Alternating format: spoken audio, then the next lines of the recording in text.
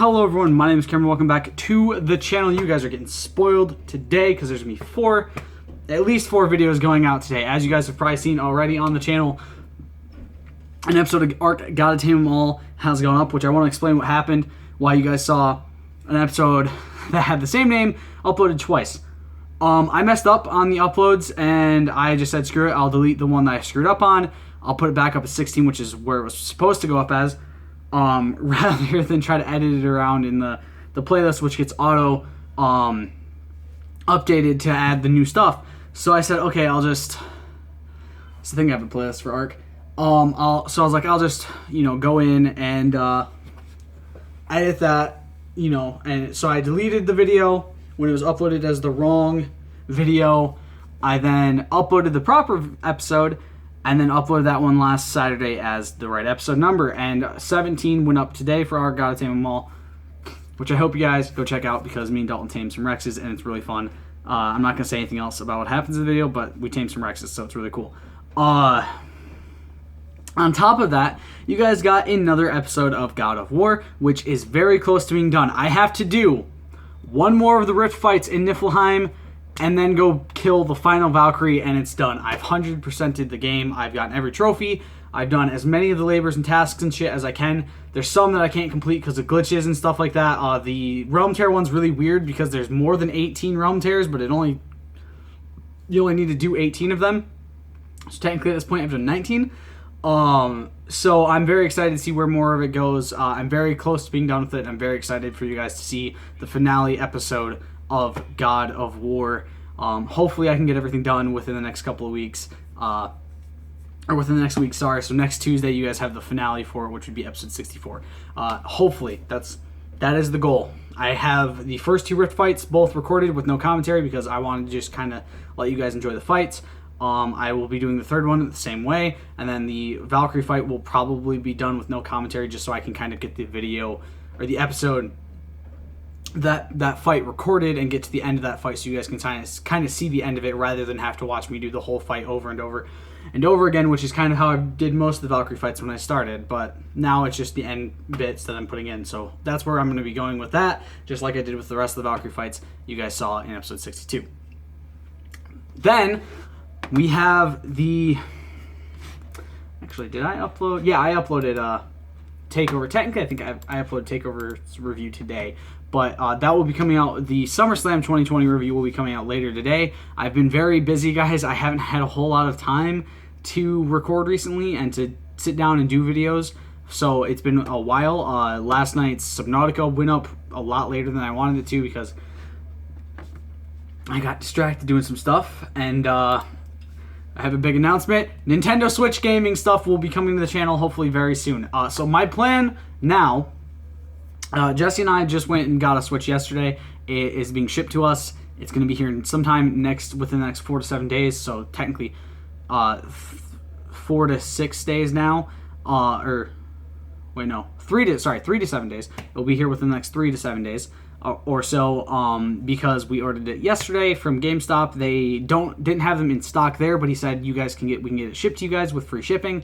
It was like about 4 to 7 business days. So I was like, okay, that works for me. We were very happy with that. We got a screen protector for it for an extra $15, which is fine. We could have gotten the free shipping, which was like I think 2 or 3 days or some shit like that. But we said, nah, whatever. The free shipping's fine because it's not like we're gonna have a game for it right now anyway. We gotta wait till the thing gets here to buy games, and we didn't want to buy any games there. We just we'll wait till we get it and we'll buy them digitally.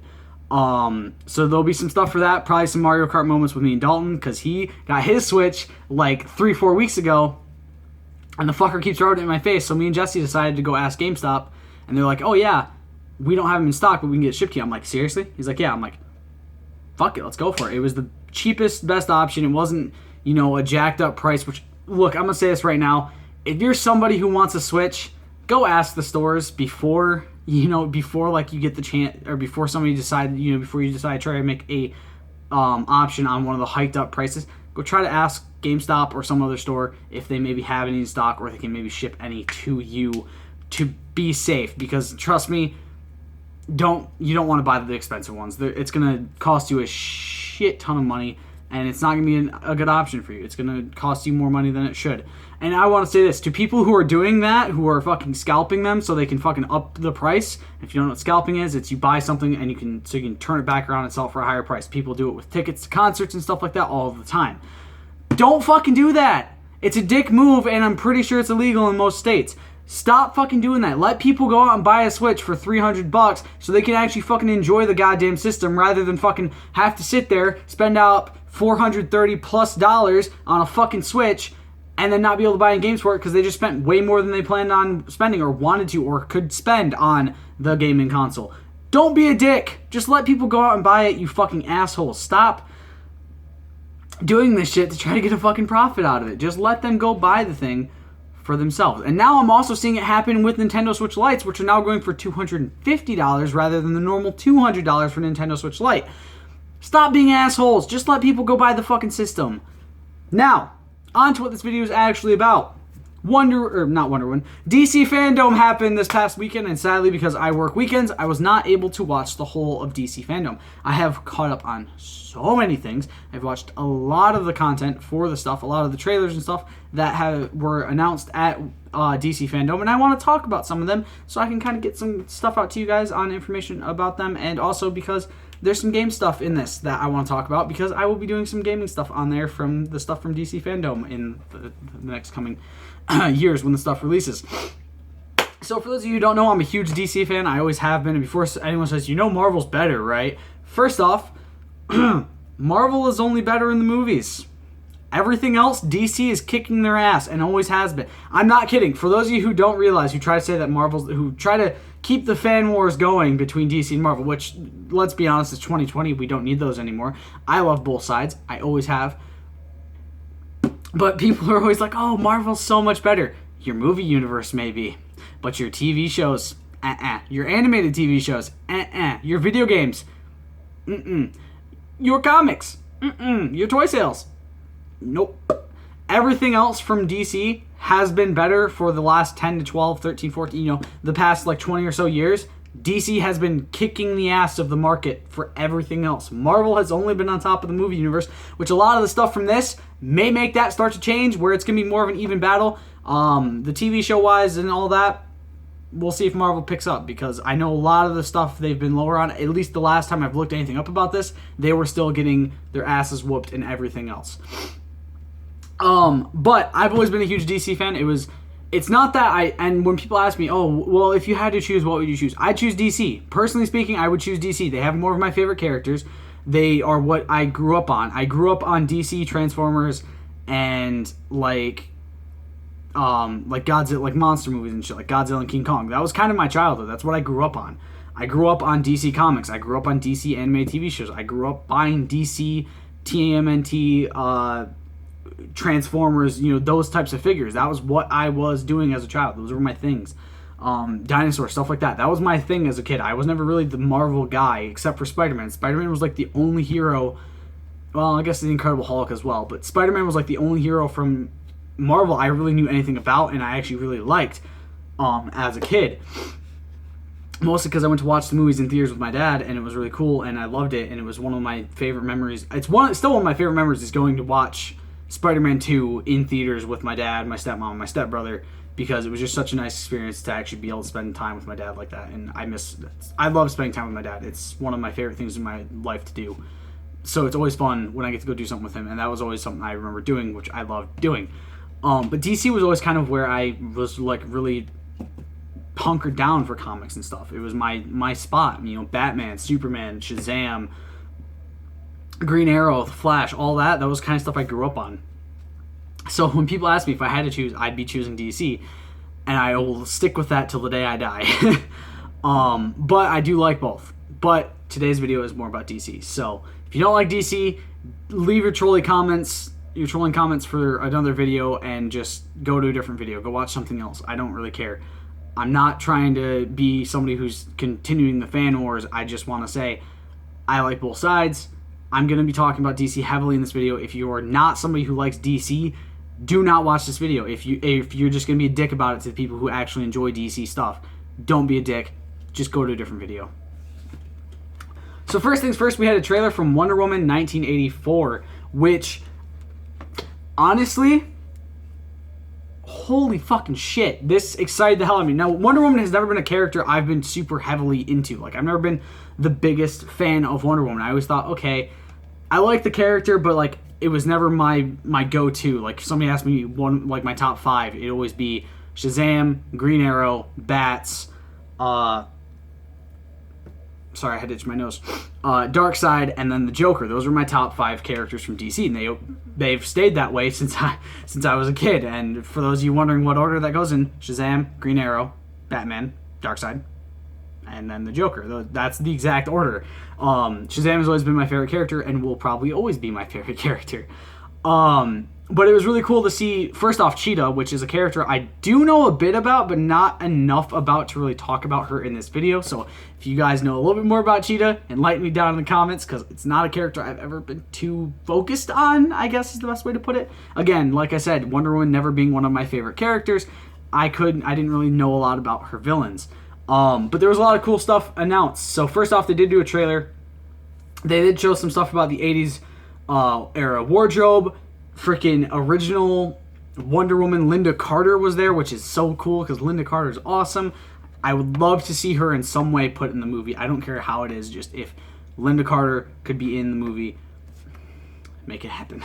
But then we also saw Kristen Wiig as a full Cheetah, like in the full feral getup, which I'll say this, I wasn't too excited when I heard Kristen Wiig was announced as the main villain for this movie, to play the main villain in this movie, because I'm not a huge fan of Kristen Wiig. I never have been. I like, she's kind of funny, but like it's not super, you know, I don't laugh at all the jokes. But I will say, playing the character she's playing in this movie, playing Cheetah, playing the alter ego of Cheetah, I think she's doing a very good job. From the trailer I saw, she did really good. She's doing very good as the character. She fits that character very well, I think. And I'm very excited to see Wonder Woman 1984 after the trailer was revealed. Also in the trailer, Chris Pine's character, Steve Trevor, which I do know a little bit more about, is back. I don't fully know how or what the explanation is going to be. I don't know if it's because the whole point of this movie is it's a different villain whose name I don't know if it was announced or not in this, but I can't remember his name, is kind of playing on people's desires, playing on the people's dreams, which is where Cheetah gets all of her power, is she's wanting to be better than Wonder Woman, and that's where she wants to be a predator, like an apex predator, and she gets turned into a cheetah. It's very interesting to see it happen, and I'm wondering if it's something to do, if that's how Steve is back, is it's not really him, it's just her dream wanting to be able to be with Steve. And so I'm wondering if it's going to be a situation of it's not real, or if there's going to be an explanation as to how Steve Trevor survived at the end of the first Wonder Woman movie. Regardless, I'm very excited for it, and I'm glad to see Chris Pine back, because Chris Pine is fucking awesome. Then we had the announced trailer for Gotham Knights, and oh my god, did I not expect this. So first things first, let me talk about the big thing with Gotham Knights. No, it is not a Batman game. For people who are going to complain that it's not a Batman game, fuck off.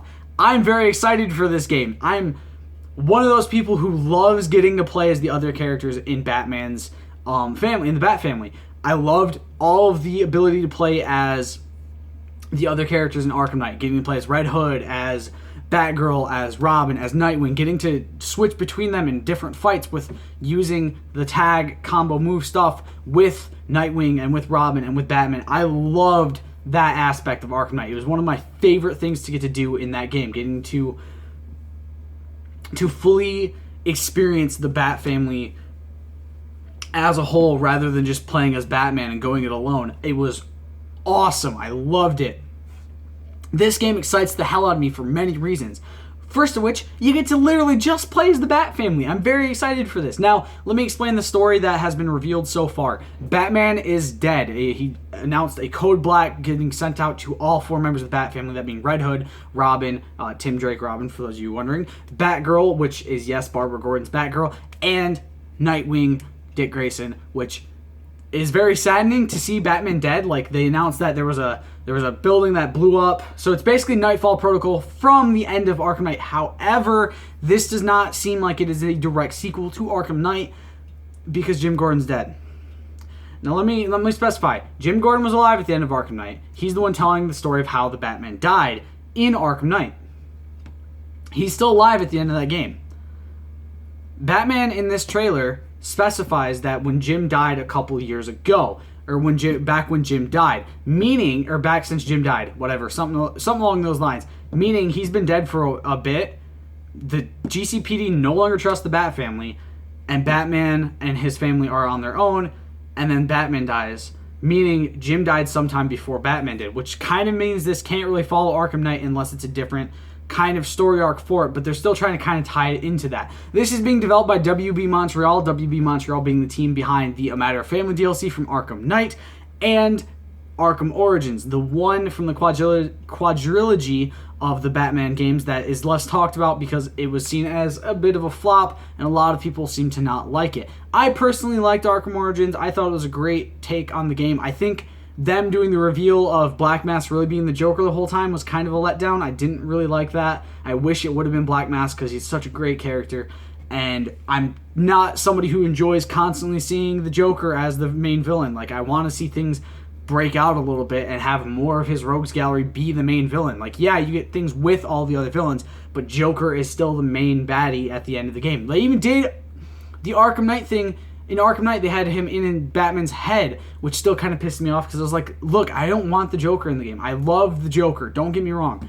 But he's a character I really don't want constantly in the game. You know what I mean? Like, just give me a break from the Joker and let me focus on the others because I love the other villains in Batman's Rogue Gallery. His villains are amazing. So Gotham Knights is something I'm very excited for because you get to play as the other. And it's 4-player co-op, which is really cool, meaning I'm going to be maining Nightwing and or Red Hood because those are my two favorite out of these 4 options. Now, don't get me wrong, Tim Drake's awesome and Barbara Gordon as Batgirl is awesome, but I've always been a little bit more akin to the first 2 Robins. They're kind of my 2 favorites, so I'm be playing as either Red Hood or Nightwing every time I play this game. And Mr. Freeze and Court of Owls are going to be the main villains. And there's somebody on when I was going through this on YouTube when I was watching the trailer, someone said, "What wouldn't an amazing twist be if Batman got taken by the Court of Owls and becomes his death was faked or something along those lines, and he's a Talon for Court of Owls." And I was like, oh my god, if that happens, I'm gonna be so fucking down I'm so excited for this game, and it's coming out, as far as I remember seeing from it, next year, which I'm very excited for. Then there was some stuff for Shazam.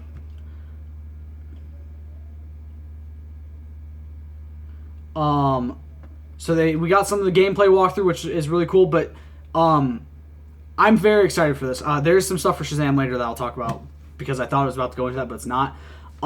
So you also have Renee Montoya and Alfred Pennyworth, which is really cool. So you get to see a living, breathing Gotham City. I'm just excited to see this game. I can't wait for more to be announced about it before it's released next year. So yeah, Gotham Knights, definitely on my list and definitely going to be coming to the channel. The Sandman universe, Enter the Dreaming. What is...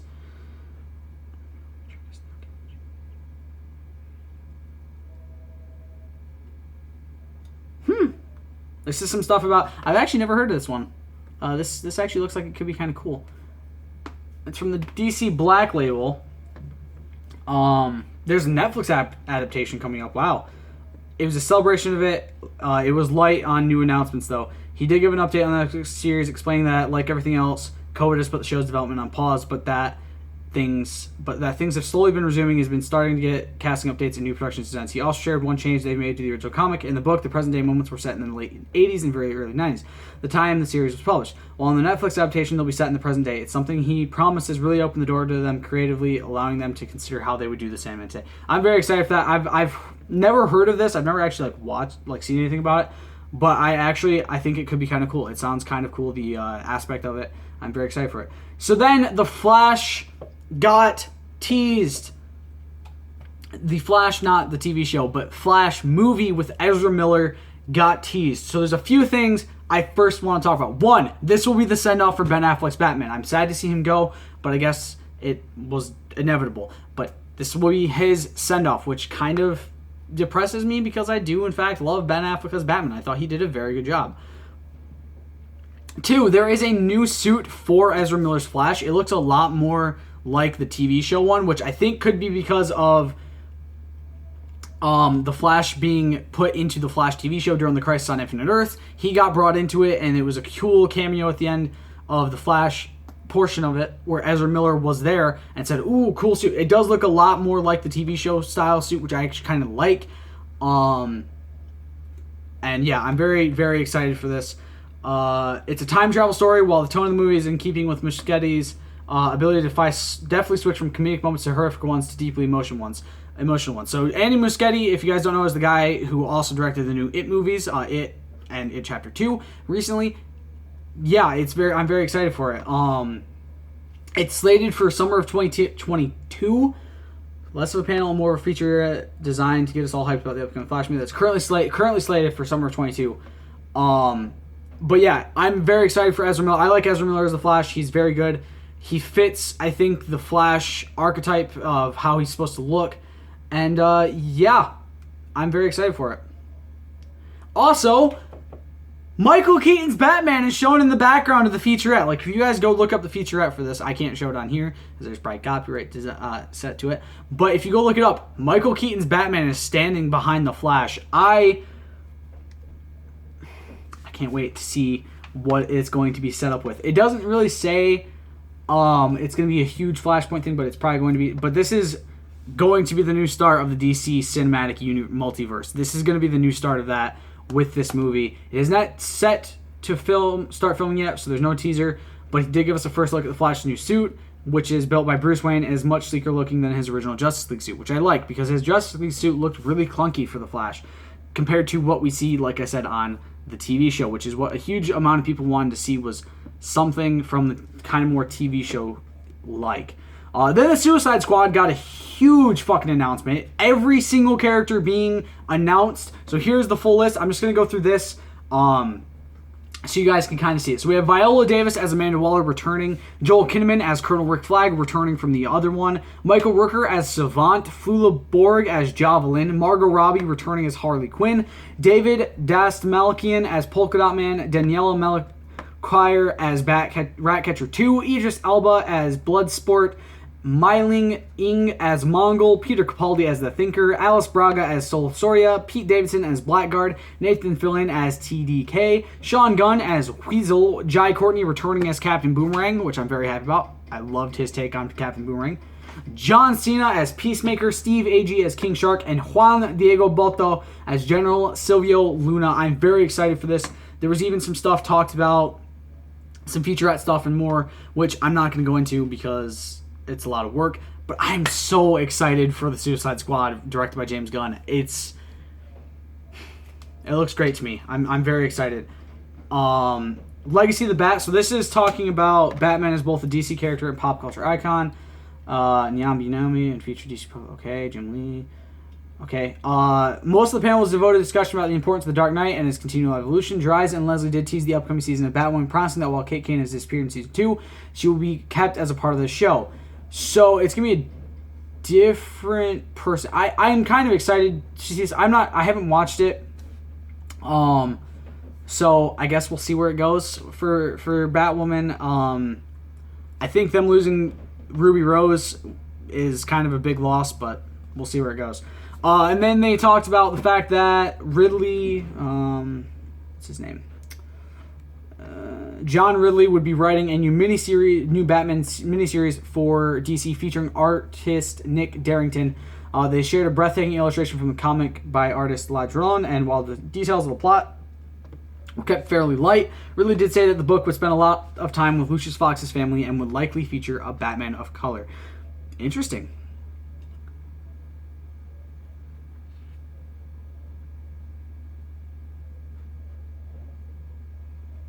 Okay, some stuff about Milestone Comics.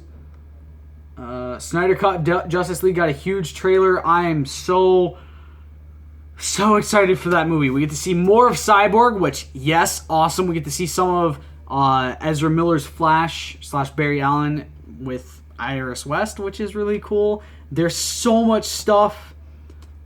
I can't wait. It's going to be on HBO Max in 2021. I highly suggest you guys go check it out. It looks to be a lot better than the actual release of Justice League, which I can't wait for this. I'm so happy that we finally get to see this. I'm hoping it does away with every bad taste that the horribleness that Joss Whedon did to Justice League. I hope it does out with that. And it has been announced it will be a whopping 4 hours long. And oh god, 4 hours of beautifulness from this. Steppenwolf looks fucking phenomenal. He looks so much better than he did in Joss Whedon's version. Like, I just... yeah. Debuting on HBO Max in 2021, Snyder's recut Justice League will be divided into 4 parts, each one 1 hour long. After all 4 parts have debuted, they'll be edited together into a single film, in case anyone prefers to watch it that way. So you can watch it one of 2 ways. You can watch it as 4 1 hour long bits, or you can watch it as one long 4 hour movie, which is probably the way I'm going to watch it. He also mentioned that they're at work on an international distribution plan so that countries where HBO Max is currently unavailable will still be able to see the film, which is really cool. And holy shit, the cover of Hallelujah on this trailer. If you haven't gone and seen the teaser trailer, go watch the Justice League Snyder Cut teaser trailer right now, because it looked, that cover was amazing. And then it showed Darkseid. I can't wait. There's some stuff about the Flash TV show saying that where is it? Seems like they're going to be working on some stuff soon. So, yeah. So, a lot of the footage from stuff from Season 6 is 20th episode when the pandemic shutdown happened. Will become part of Season 7's first episode. I'm excited to see where it goes. There was a teaser for Black Adam, which looks great. It's going to be set... It's going to be great. It's debuting late 2021. It gave us a lot of looks at it, and I can't wait. Some stuff for Titans, which I'm not going to go into right now because this video is already getting long.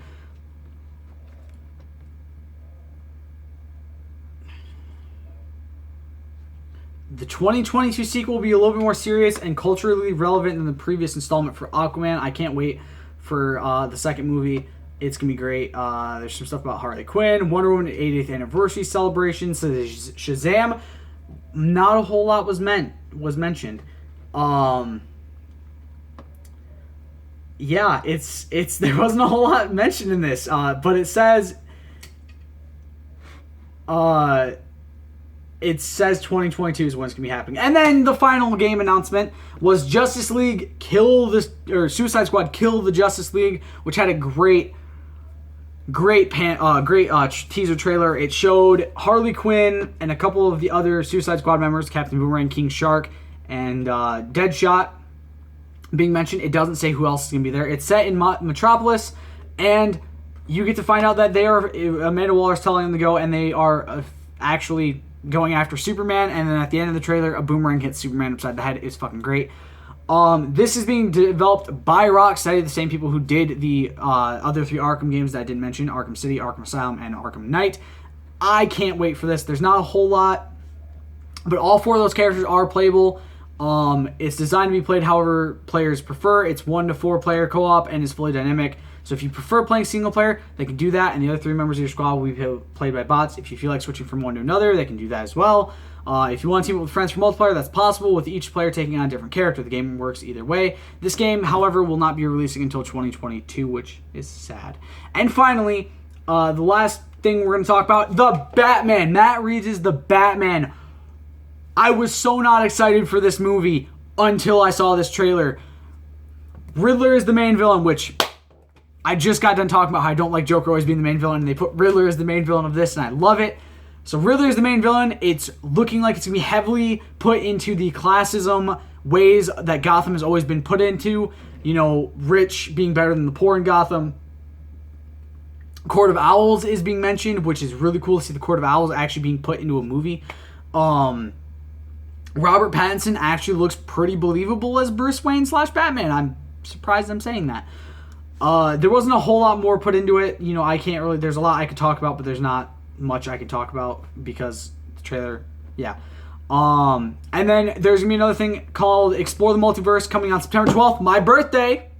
Hell yeah, my birthday. There'll be a new thing called Explore the Multiverse. It's another DC FanDome event. It's the second day of DC FanDome, I should say, and it's gonna have a bunch more content. So, and features over 100 hours of content that will be available on demand for a full day. So, yeah, guys. Check it out. I'll have another video on the second day of DC FanDome when it's all said and done. Hopefully, I'll actually be able to watch that one. I don't know for sure. But I hope you guys enjoy this video. I'll see you next time. Stay golden. Peace.